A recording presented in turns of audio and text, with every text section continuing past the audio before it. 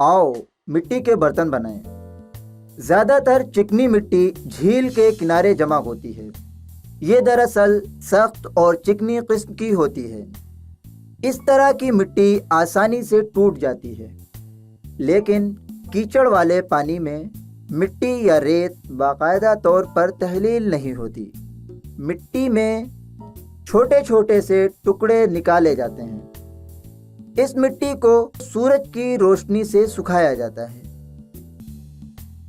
खुश्क मिट्टी के टुकड़ों को तोड़कर पाउडर बनाने के लिए चक्की में पीसा जाता है। बाद में एक बड़े से पत्थर पर इसको निकालकर उसमें से छोटे छोटे पत्थरों को निकाला जाता है। खालिस खुश्क मिट्टी का पाउडर तैयार होने के बाद थोड़ा पानी शामिल करके दोबारा गीला किया जाता है। मिट्टी पर बुलबुलों से बचने के लिए पानी को जल्दी से मिलाया जाता है। फिर उस मिट्टी से एक गेंद बनाते हैं और उसको पत्थर पर चिपका देते हैं।